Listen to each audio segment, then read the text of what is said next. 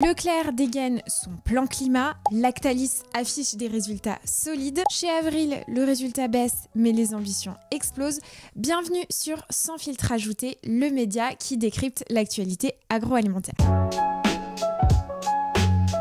Bon les amis, il se passe plein de choses cette semaine et puis en plus c'est des sujets ultra variés. Alors tout d'abord, Michel-Édouard Leclerc a dégainé son plan climat. Alors Coupcom ou vraie stratégie, on va décrypter tout ça ensemble. Objectif annoncé, moins 50% d'émissions de gaz à effet de serre d'ici 2035, c'est quand même assez fort. Une belle promesse, hein, surtout quand on part de 73 millions de tonnes de CO2. Il va falloir se mettre au boulot. Donc concrètement, ça veut dire quoi ce plan ? Leclerc veut décarboner toute sa chaîne, du champ à l'assiette, et pour ça, il balance plusieurs missiles. Alors, tout d'abord, le Carbone Info, un Nutri-Score qui devient finalement version climat, collé sur plus de 6000 produits MDD. Donc, on le verra, ce petit logo sur la marque repère, EcoPlus, BioVillage, bref, partout, tout le temps. Alors pour l'instant, c'est une version qui sera affichée uniquement en ligne et sur les sites de Drive, mais probablement qu'on aura une V2 en magasin. Ensuite, il attaque le transport décarboné. 42% de la flotte roule aujourd'hui déjà sur un biocarburant et l'objectif c'est que ce soit 100% de la flotte, donc fini les camions qui puent, maintenant place au clean pour Leclerc. Le super éthanol E85 est évalué à 4,5 millions de pleins en 2024 et vu que ça coûte moins cher et que c'est mieux pour la planète, Leclerc veut mettre le paquet sur ce carburant. Leclerc veut booster la pompe verte, c'est une bonne nouvelle finalement pour le portefeuille et pour la planète. Autre nouveauté, la charge e-Leclerc, c'est une offre de recharge électrique maison avec déjà 4300 bornes sur les parkings et Leclerc veut vraiment en faire un service intégré avec fidélité et toujours évidemment le prix plancher, de quoi transformer les zones commerciales finalement en des zones 2.0, super intéressant en termes de stratégie. Et enfin, côté fournisseur, ça chauffe une fois de plus, j'ai envie de vous dire. Leclerc ne balance pas uniquement des engagements, ils veulent engager évidemment toute la chaîne et ils parlent d'embarquer 2000 fournisseurs avec eux dans l'aventure. Et les 250 plus gros émetteurs vont devoir sortir la calculette, mesdames et messieurs, sinon, à mon avis, ils risquent de se faire poussé par la sortie. Et pour les plus petits, pas de panique, Leclerc aurait annoncé vouloir les accompagner. On verra si dans les actes, ça suivra. Côté produit, qu'est-ce qu'on a ? On a une farine MDD Récoltons l'avenir avec moins 20% de carbone grâce à de l'agriculture bas carbone. Une gamme végétale marque repère VG lancée en mars 2025. 45 références pour réduire justement la part animale dans l'assiette. Et ça, apparemment, c'est que le début. L'objectif, c'est que ce genre de produit devienne vraiment la norme et non pas l'exception. Bon, du coup, qu'est-ce qu'on se dit ? Est-ce que c'est une stratégie long terme, un coup de com', du greenwashing ? Franchement, j'ai pas la réponse. Faudra le voir évidemment dans le long terme. En tout cas, ce qu'on peut retenir à date, c'est une des premières enseignes à afficher autant de transparence sur leur bilan carbone. Donc c'est assez intéressant. Et c'est aussi une réponse à un consommateur, un shopper de plus en plus exigeant sur les engagements. Mais là où c'est intéressant, c'est qu'évidemment, ça reste toujours dans une stratégie de prix bas et Michel-Édouard Leclerc le dit très bien lors de ses interventions, on ne touchera pas au prix malgré ses engagements. Donc, affaire à suivre, il va falloir qu'on regarde ça et qu'on analyse ça de près et je compte sur vous aussi pour me le faire savoir. Voilà, est-ce que les autres enseignes vont suivre ? Est-ce que les fournisseurs vont jouer le jeu ? Et surtout, est-ce que ce plan tiendra la distance sans flinguer la marge et sans flinguer toute la chaîne de valeur ? Ça, on le regardera de près, affaire à suivre donc. Deuxième actualité de la semaine, vous l'avez vu dans les médias, Lactalis modernise sa laiterie et affiche des résultats extrêmement solides. Alors Lactalis sort le chéquier et les muscles. Le géant laitier balance 12 millions d'euros sur la table, rien que ça pour booster sa laiterie historique en moyenne et en plus affiche un chiffre d'affaires très solide, record même à hauteur de 30 milliards d'euros, c'est énorme. Bon, ça brasse du lait et ça brasse aussi du cash. Oh, la petite blague. Donc l'usine de Mayenne passe au vert et Lactalis investit dans cette usine. Pas une petite coopérative du coin, vous vous en doutez bien. On parle de 420 millions de litres de lait traités par an, 150 salariés et une présence depuis 1968. Mais en 2025, Lactalis veut vraiment investir, exit le gaz et place à la biomasse. C'est une nouvelle chaudière qui tourne au bois local et qui remplacera justement les anciennes chaudières à gaz. Donc le chantier a mobilisé 5 boîtes locales, des sous-traitants et s'achève là en ce moment fin avril.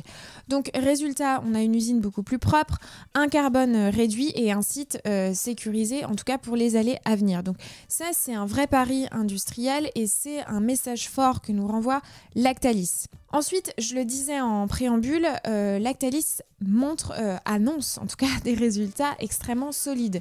Et le lait, ça paye très bien, en tout cas pas pour toute la chaîne de valeur, mais on va pas rentrer dans ce débat-là.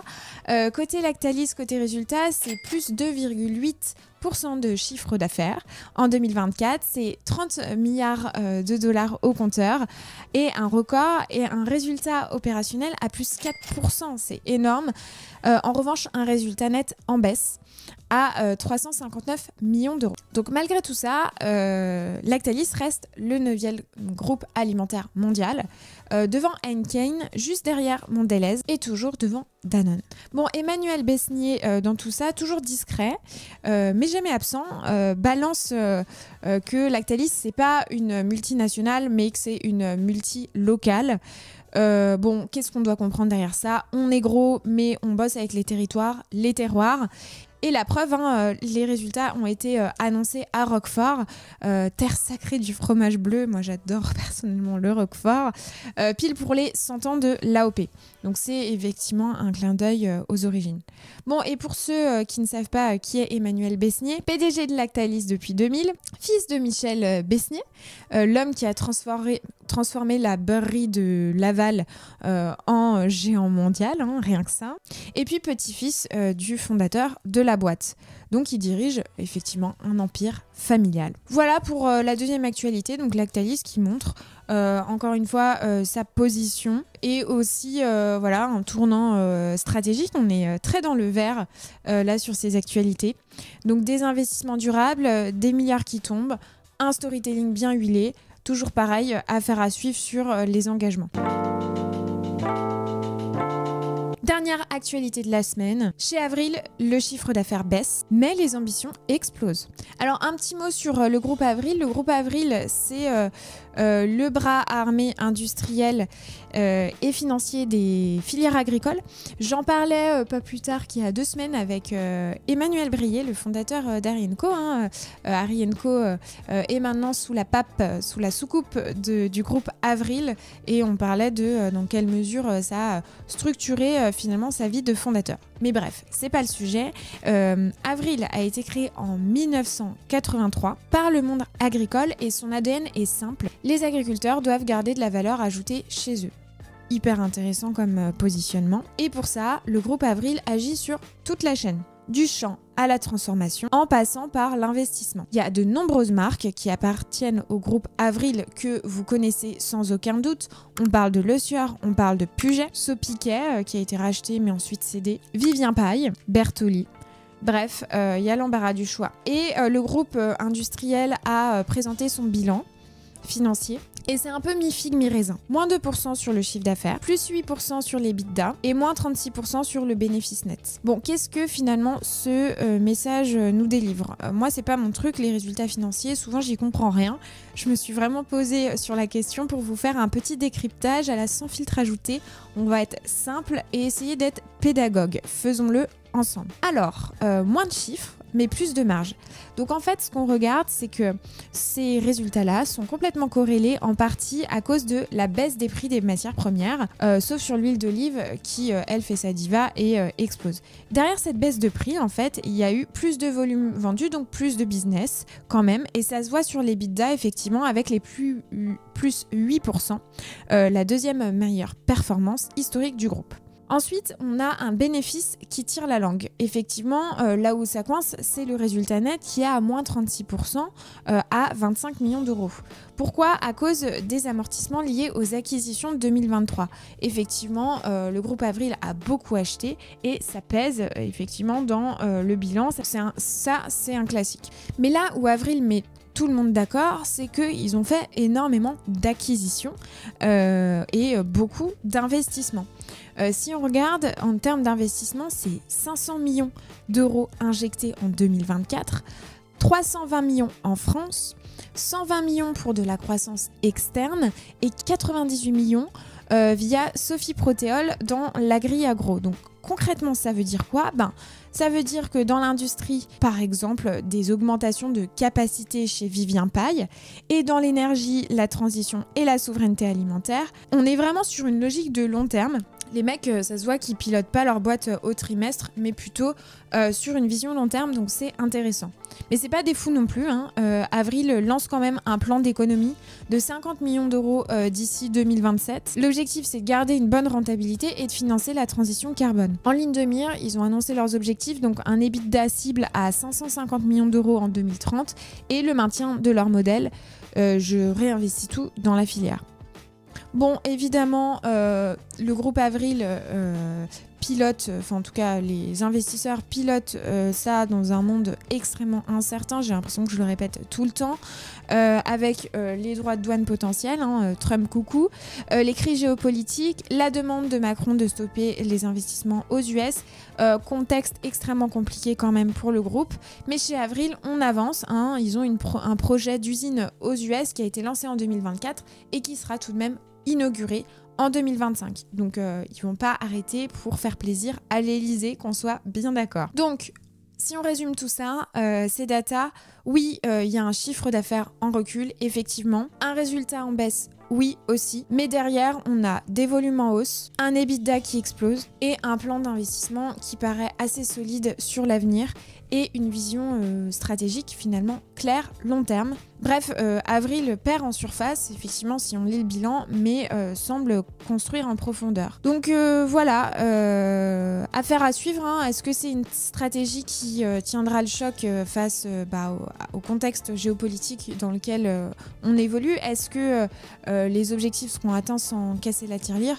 On va voir, en tout cas, on leur souhaite bien du courage. Voilà, c'était tout pour ces actualités agroalimentaires. Moi, vous l'avez peut-être vu là à travers le podcast, ça y est, je vole de mes propres ailes. Alors c'est un peu, je passe d'un petit lac à un océan, genre.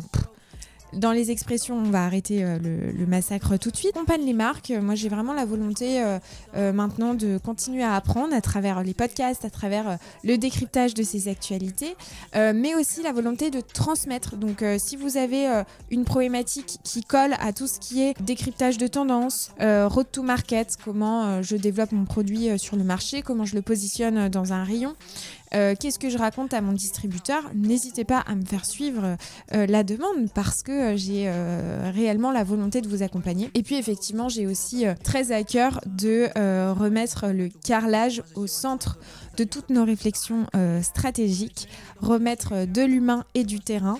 Donc ça, comptez sur moi. J'espère que vous penserez à moi si vous avez effectivement des projets, des questionnements. Voilà, je crois que je vous ai tout dit. Je vous souhaite un bon week-end de Pâques. Reposez-vous, mangez pas trop de chocolat, quoique vous allez sûrement casser la tirelire avec ce qui se passe sur le cacao. Bref, j'arrête, c'en est fini pour moi. Merci d'avoir suivi le média sans filtre ajouté. N'hésitez pas à me retrouver sur YouTube pour ceux qui m'écoutent en podcast. Salomé Sherrington. Sur LinkedIn, pour ceux qui veulent avoir de l'actualité au compte-gouttes, j'ai aussi une newsletter sur Substack, sans filtre ajouté, où je vous raconte le commerce alimentaire de façon plus humaine. À la semaine prochaine. Ciao, ciao.